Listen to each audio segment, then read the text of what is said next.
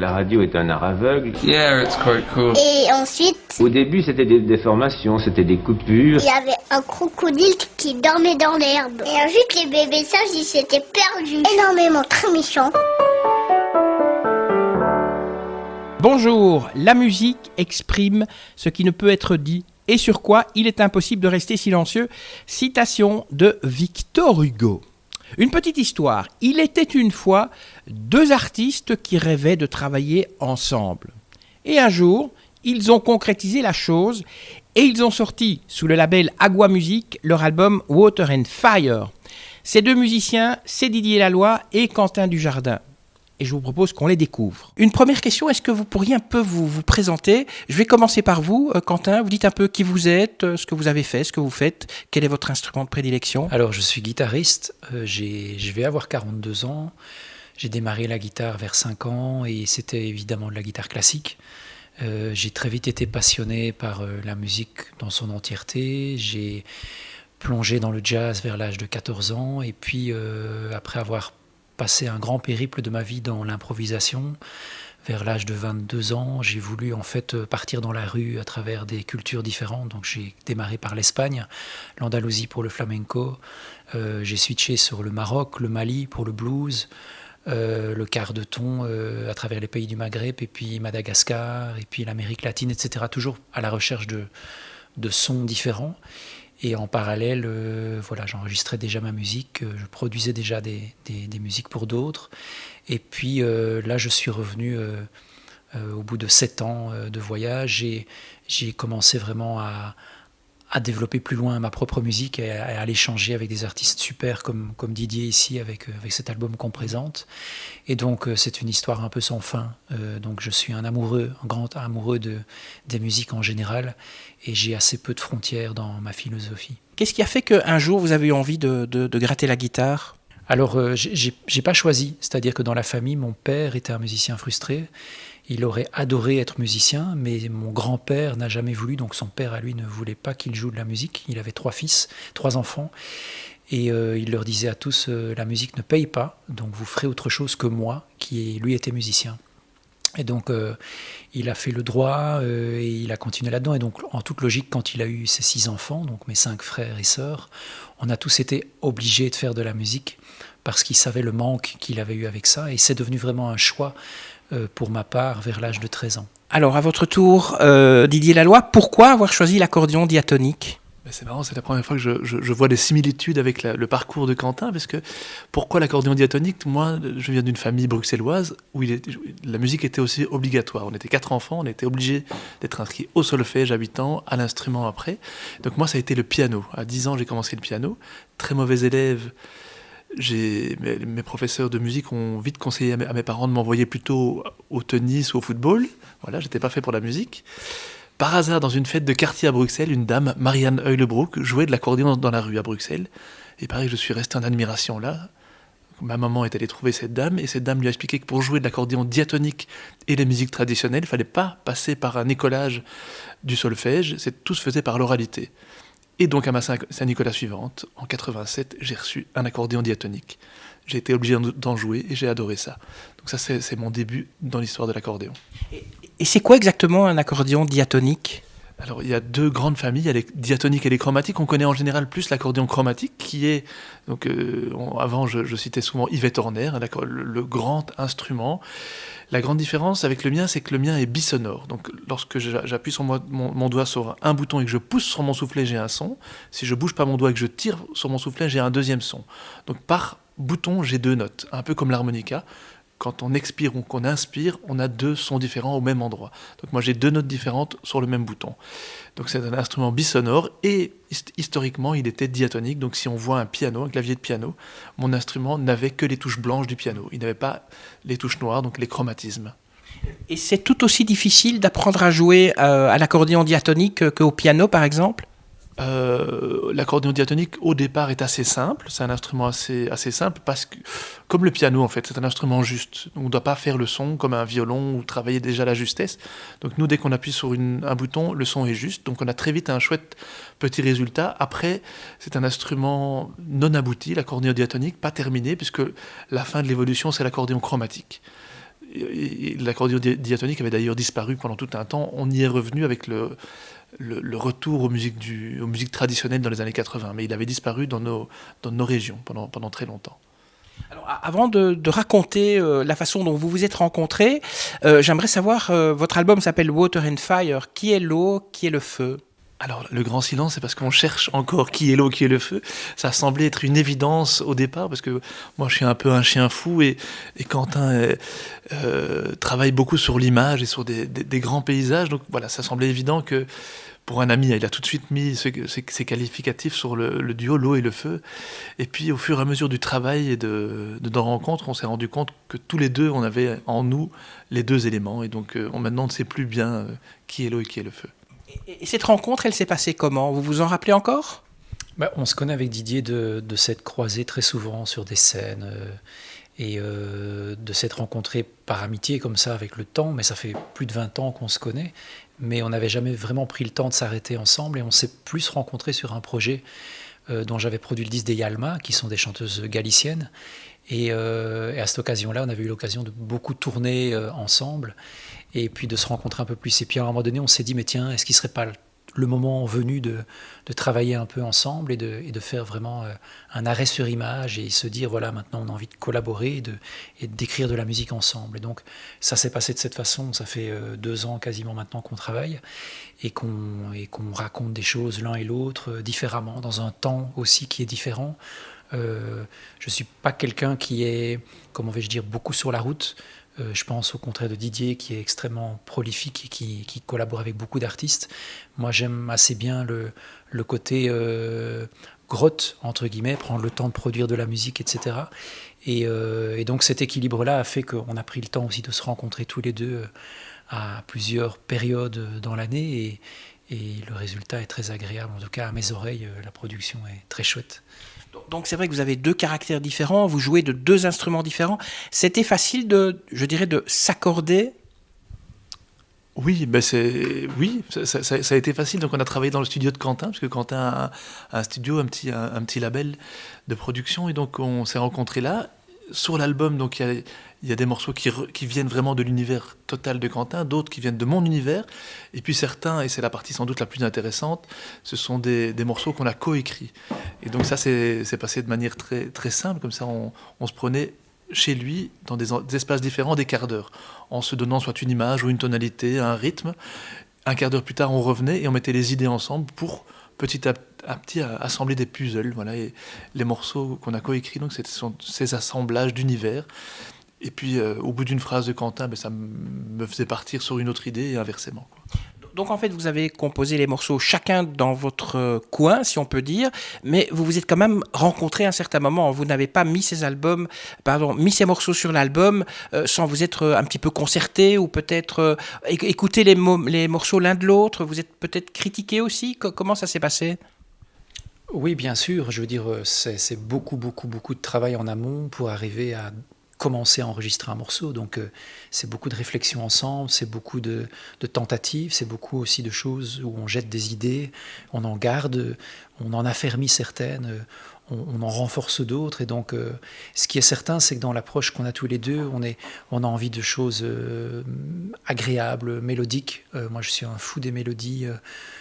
J'adore évidemment le jazz, j'adore la musique baroque, mais je trouve que ce qui est beau au-delà de tout ça, c'est de ces improvisations, c'est la simplicité des fois des mélodies. Et donc je pense que là-dessus, c'est quelque chose qu'on apprécie tous les deux, cette simplicité-là. Et puis évidemment, c'est la rencontre aussi du monde de l'improvisation avec la rencontre du monde traditionnel, l'univers musette aussi qui touche Didier finalement à la musique traditionnelle. Donc c'est comment on peut aussi raconter autrement que par une musique connotée manouche, on va dire, puisque c'est quand même une couleur qui est très attachée aussi à la musette. Comment la raconter autrement avec une guitare nylon et pas avec une guitare manouche. Donc c'est toutes ces tentatives-là qui sont intéressantes dans la recherche qu'on a, et donc ça demande beaucoup de temps de préparation.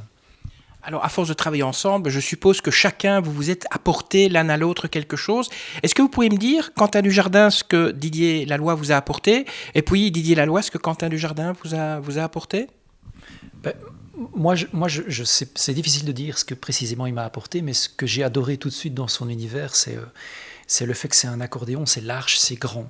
Et donc mon délire à moi, c'était d'enregistrer vraiment cette grandeur, d'enregistrer cet aspect cathédral. Mon grand-père étaient organistes, et donc j'allais souvent dans les églises, et j'ai un son très très large dans les oreilles par rapport à ça. J'adore jouer dans ces édifices-là où la pierre renvoie un son, et j'entendais cet accordéon de la même manière dans ma musique. C'est-à-dire que pour moi, c'était une largeur en plus, c'était un paysage étendu, c'était plus qu'un 180 degrés, c'était quelque chose de très très large. Et donc, je dirais que c'est ça qu'il a apporté dans l'univers et dans l'échange qu'on a eu. C'est une largeur dans cette histoire, en fait, dans l'histoire qu'on veut raconter. Et j'invite vraiment les auditeurs à découvrir ce disque calmement. C'est pas un disque, je pense, qui demande à être zappé. C'est un disque qui demande à être simplement à s'asseoir dans un divan calmement et écouter ça une soirée d'hiver. La période va s'y prêter merveilleusement. Et c'est cette histoire-là qu'on a tenté de raconter. Et alors de mon côté, ce qui sort de moi quand je compose quelque chose, c'est assez sauvage, c'est assez brut. Je parle souvent de ma belle-mère qui a parfois du mal avec mes compositions de base. Et ce que Quentin apporte à mon espèce de boue, de matière sauvage comme ça, c'est une accessibilité. C'est tout d'un coup aller rechercher une harmonie un peu plus fine, et donc cette musique sauvage devient accessible. En restant, il y a vraiment deux niveaux, je trouve. Il y a cette boue en dessous, et puis ce côté agréable. Pour moi, c'est marrant que tu parles de largesse avec ma musique, parce que moi je la sens parfois assez serrée. Et donc ici, Quentin m'apporte ce côté large et accessible, et j'ai envie que notre musique soit accessible à toutes les belles-mères. Donc que ce soit une musique en même temps intègre, que ce soit ce qu'on a envie de jouer, mais qu'elle soit accessible. Je dois vous avouer que moi j'ai écouté votre album et je me suis dit mais c'est des musiques de film. Donc en regardant un petit peu dans le communiqué de presse, je me suis aperçu que vous, Quentin Dujardin, vous avez fait l'adaptation, donc la bande originale de l'adaptation théâtrale du roman de Éric Emmanuel Schmitt, Monsieur Ibrahim et les fleurs du Coran. Mais en écoutant l'album, il y a aussi des accents classiques, voire même éventuellement New Age dans le morceau 10 mai. Alors vous, votre album, si vous devriez lui donner une étiquette ou le classifier, vous diriez quoi ? Très très difficile. Alors c'est un grand malheur là, pour nous, un grand malheur je sais pas, mais c'est la fin du CD quelque part. Mais un des petits avantages, c'est qu'il n'y a plus de bac à la Fnac. Il n'y a plus de bac avec des catégories musique du monde, pop. Donc il y en a plus pour le. Je vais recommencer tout ça. On est pas parce que je vais me faire tuer par la Fnac et tout ça. Donc je recommence. J'ai pu reposer la question, s'il te plaît. Oui, vous définiriez comment en fait votre album ? Vous devriez coller une étiquette dessus, vous diriez quoi ? C'est très difficile à mettre une étiquette parce qu'on vient d'univers vraiment différents et communs. Moi j'écoute la radio, Quentin aussi, on a fait du rock, on a fait du classique, plein de choses. Donc pour moi c'est un peu un résumé de tout notre parcours de vie, ceci. Et alors, le disque va très mal, ça tout le monde le sait, le CD est en train de disparaître, il n'y a plus de lecteurs dans les voitures, il n'y a plus de lecteurs dans les ordinateurs, donc les magasins de disques sont obligés de retirer leur bac avec des catégories, donc c'est pas mal. Il n'y a plus de catégories, on n'est plus obligé de nous classer quelque part. Mais est-ce que justement, c'est pas un peu désorientant pour la personne qui vient acheter un CD, qui veut du rock, du pop, du jazz, du classique ? Alors... je ne sais pas, est-ce que les gens qui achètent l'album, peut-être au départ, c'est parce qu'ils ont entendu parler de Quentin Dujardin ou de Didier Laloy. Donc, à mon avis, c'est ça. Et c'est surtout les gens qui viennent au concert maintenant, qui découvrent une musique et qui ont envie de prolonger le moment à la maison. Et vous, Quentin, vous devriez coller une étiquette sur ce CD. Vous colleriez quelle étiquette si vous devez en coller une, en fait ? Depuis mon premier disque, j'ai jamais collé une seule étiquette sur la musique que je faisais. J'ai toujours eu... une forme de volonté de liberté, une forme de loyauté aussi par rapport à toutes ces musiques qui m'habitent. Et j'ai jamais tenté de me coller dans un secteur ou dans un bac en particulier. Par contre, je suis très amoureux de rencontrer des musiques différentes. Et à travers des personnalités, comme ici avec Didier, Et c'est ça qui est intéressant justement, c'est de pouvoir se sentir libre avec tout ce parcours, tout ce bagage qu'on a. Et j'ai toujours trouvé ça très réducteur.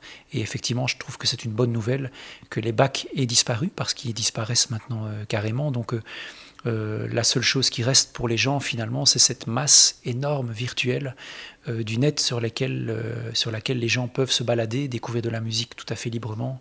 Spotify est une invention absolument incroyable. J'étais encore en train de faire un trajet dans le Thalys hier et je m'écoutais quasiment l'intégrale de Bach librement avec tous les interprètes possibles. Et donc c'est un truc de dingue. On vit une époque complètement folle. Là où mon père devait se déplacer pour aller jusqu'à Liège, chez Étincelle, son disquaire, pour acheter des disques, il fallait avoir la recommandation, etc. Ici, on a l'accès à un foisonnement absolument infini. Et donc, je pense que c'est à nous, les artistes indépendants, artisans, je vais dire, de nos arts, de nos musiques, c'est à nous à saisir cette chance et à essayer de la matérialiser maintenant. Quand je dis la matérialiser, c'est que effectivement, ce que j'observe, c'est qu'il y a de plus en plus de monde au concert. Donc les gens viennent de plus en plus parce qu'ils ont envie de vivre une émotion qu'ils ne vivent pas par le net. Et donc, au concert, les gens se ruent sur les disques. Je veux dire, on vend très très bien nos albums à la sortie des concerts. Donc je peux qu'encourager les gens à découvrir les musiques de cette façon, parce que je pense que ça reste la plus belle manière de vivre le moment. Et puis en même temps aussi, on découvre qu'il y a des niches des États-Unis en passant par l'Australie, le Japon, le Maghreb, etc., où les gens vous découvrent sur Spotify, sur Apple Music, et là vous ne comprenez pas pourquoi et ni par quelle magie. Donc ça, c'est absolument dingue, et je trouve que c'est une époque qui, je pense, dans les 20 ans, va être fantastique pour les gens de notre part, qui sommes des créatifs et qui le resteront. Donc pour vous, le fait que le CD disparaît, c'est pas trop grave puisqu'il y a Spotify et que grâce à ça, on peut vous découvrir dans le monde entier ? Alors, moi j'ai moins réfléchi que Quentin à ce sujet-là. Moi je reste encore un peu attaché à l'objet, j'ai encore du plaisir à l'objet. Je me rends bien compte par contre que les gens n'achètent plus que après les concerts, que dans les magasins, avant on en vendait encore un petit peu, maintenant on n'en vend plus dans les magasins. Donc je me rends bien compte qu'il disparaît et qu'on va passer à autre chose. Moi je suis pas, c'est ça, moi je suis moins érudit avec l'informatique, tout ça, donc je suis pas du tout Spotify, je n'y connais rien. Et le CD, on ne le trouve pas chez les disquaires ? Votre CD, il faut vraiment venir au concert pour l'acheter ? Alors, il est présent chez quelques disquaires qui sont des disquaires, je vais dire, avisés. C'est-à-dire, ce ne sont pas des gens qui font du fourre-tout, ce sont des gens qui simplement renseignent, je veux dire, leur public. Et on est notamment à Bruxelles, à la boîte à musique, on est à Visé, chez Visé Musique, du côté de Liège. Donc il y a des espaces, il y a des lieux. On est à Krainem chez Mark Sand, qui est aussi Mark Steyart, un dingue de musique absolument fantastique, qui connaît une tonne de choses. Et donc c'est plutôt des disquaires avertis qui, eux, font la démarche de venir vers nous parce qu'ils ont des demandes, effectivement, mais globalement, pour dire la vérité, c'est que les distributeurs font faillite les uns après les autres et les disques font des retours de magasins, comme on le dit, qui sont facturés. Et donc ça nous coûte très très cher à nous de mettre un disque simplement en magasin pour aucune raison, puisqu'il revient, puisqu'il n'a pas été vendu. Donc la question, c'est plutôt que ça me paraît plus simple, plus sain aussi simplement d'aller là où les gens ont envie de l'acheter, c'est-à-dire après les concerts. Comment s'est passé pour cet album la composition justement des morceaux ? Est-ce que vous aviez une sorte de ligne directrice, ou bien est-ce que, comme on l'a dit au début, vous avez été chacun dans votre côté, chacun dans votre coin pour composer vos morceaux, et puis vous avez mis ça ensemble en discutant l'un l'autre ? Mais donc, comme on disait tout à l'heure, c'est le plaisir. Donc il y a certains morceaux qui viennent de l'univers du Quentin, d'autres de mon univers propre, et le plaisir, ça a été donc l'écriture commune, de rebondir sur l'idée de l'autre. Donc il y a une grande partie de l'album qui est une espèce qui est l'échange, qui est la rencontre, qui est la partie la plus intéressante. Votre style de musique, d'abord il n'y a pas de style, puisque c'est vrai qu'il n'y a pas de genre, il n'y a pas d'étiquette, mais vous n'êtes pas ce qu'on peut appeler du mainstream. Est-ce que ça veut dire que les radios sont un peu frileuses pour vous diffuser, ou bien vous trouvez quand même pas mal de radios qui sont OK et qui sont ouvertes pour diffuser votre type de musique ? Donc pour le moment, on passe essentiellement sur Contact, Énergie, Nostalgie. Non, bien sûr que c'est une musique qui ne passe pas sur toutes ces chaînes-là. Il y a certaines émissions dans certaines radios où notre couleur passe et fait du bien. Mais clairement, on le sait, nous ne sommes pas une musique de radio de grande écoute comme RTL ou ce genre de radio. Mais justement, est-ce qu'il ne faudrait pas... Oui. Pardon. Oui, ce que je voulais simplement ajouter à ce que Didier dit, c'est que effectivement, les grandes radios mainstream n'ont forcément aucun intérêt à passer de la musique instrumentale. Ça me paraît relativement normal, puisque la culture, c'est la chanson. Mais par ailleurs, la chose qu'on observe, c'est que les nouveaux canaux, et je reviens à Spotify, on est diffusé sur des milliers de playlists. Et je le redis encore une fois, il y a certains titres qui atteignent le million de streaming par hasard, par curiosité, parce qu'ils touchent des niches à l'étranger qui nous échappent complètement. Et donc je pense que le nouveau format des radios maintenant, ce n'est plus de se connecter dans sa radio habituellement sur son poste de radio, mais c'est au contraire d'être sur Spotify en train d'écouter des playlists. Et je pense que ce serait pas mal de poser la question aux jeunes dans la rue, de voir ce qu'ils pensent de Spotify, comment ils le consomment. Et en tout cas, pour ce qui nous concerne, ces musiques sont diffusées à travers le monde entier, et quelque part, même si elles sont boudées ou si elles ne sont plus dans le format des radios traditionnelles, elles trouvent un autre chemin qui est absolument dingue. Voilà, vous parlez d'étrangers, ça veut dire qu'un artiste belge, pour réussir, doit partir en concert en Allemagne, en France, en Angleterre, aux États-Unis ? En tout cas, c'est la chance de nos musiques instrumentales, déjà, de pouvoir voyager, puisqu'il n'y a pas de texte, on ne chante pas en français, pas en flamand. Donc on voyage, c'est une musique et c'est un duo qui va voyager. Est-ce qu'un artiste belge, pour exister en Belgique, doit réussir à l'étranger ? Je ne sais pas. En tout cas, je ne me pose pas la question pour le moment. Pour moi, ça fait juste partie de l'élargissement des cercles, puisque moi, j'ai commencé autour de ma commune, puis j'ai grandi en Wallonie, puis la Flandre, et puis une partie de la France, l'Italie, et maintenant, on se retrouve un peu partout en Europe, voire plus loin de temps en temps. Alors, on a parlé de morceaux instrumentaux. On a gardé le meilleur pour la fin. Il y a quand même une chanson qui est en anglais, de Noho. Alors, pourquoi avoir choisi justement cette chanson-là pour, je dirais, clôturer l'album ? Donc, je produisais ce disque avec Noho, et j'adore cette voix, j'adore la douceur, ce qu'elle raconte, et je dis à Didier, ce serait pas mal de clôturer l'album avec quelque chose qui va dans une direction quelque peu différente, et puis aussi parce que tous les albums que j'ai faits ont toujours un invité vocal, un featuring qui apparaît quelque part, et ici ça a été assez naturel de proposer. Donc Didier a entendu la chose, on a glissé quelques accordéons, quelques guitares acoustiques, des guitares barytons, et puis la voix qui est là et qui surfe dessus, c'est juste tellement beau. Et pour clôturer le disque, c'était évident. Cette première collaboration, est-ce qu'elle vous a donné envie peut-être de faire une deuxième, une troisième, une quatrième collaboration ? Je pense déjà à la quatrième tout de suite. Non, là on est au début de la première, puisque l'album sort à l'instant, on commence les concerts maintenant, donc on va se laisser avoir du plaisir déjà maintenant avec les concerts, et puis on va voir vers où tout ça nous emmène pour la suite. Merci Didier Laloy, Quentin Dujardin d'avoir répondu à mes questions. Je rappelle donc votre dernier album qui est vraiment, je l'adore.